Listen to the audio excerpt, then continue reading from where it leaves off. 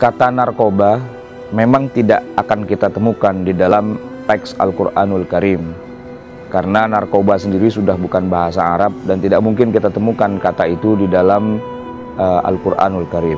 Bahkan bahasa Arabnya narkoba, yaitu al-mukhaddirat, juga tidak kita temukan di dalam Al-Quran. Yang kita temukan memang kata khamr yang disebutkan beberapa kali, misalnya yas'alunaka 'anil khamri wal maisir dan beberapa ayat yang lain. Nah, tentang pengertian khamr di dalam Al-Quran, memang kalau di masa Rasulullah SAW, ketika disebut kata khamr, memang mengacu kepada minuman yang memabukkan yang khusus hanya terbuat dari buah kurma dan buah anggur.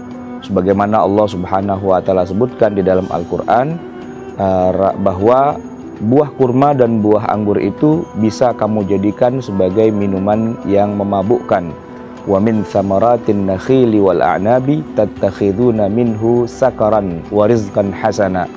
Itu disebutkan di dalam surat An-Nahl ayat 67. Sehingga kalau di masa Rasulullah, khamr itu memang sebatas pada buah kurma dan buah anggur yang diolah sedemikian rupa sehingga menjadi muskir atau memabukkan.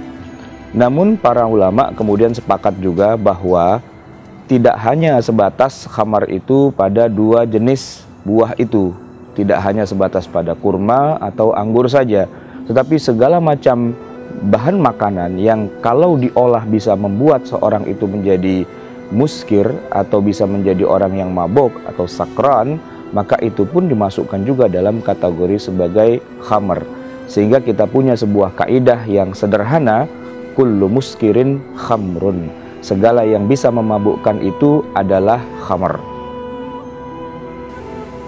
Narkoba, kalau kita sebut di zaman sekarang adalah al-mukhaddirat, ya, segala sesuatu yang kemudian bisa dijadikan sebagai bagian dari khamr yang memabukkan itu sendiri.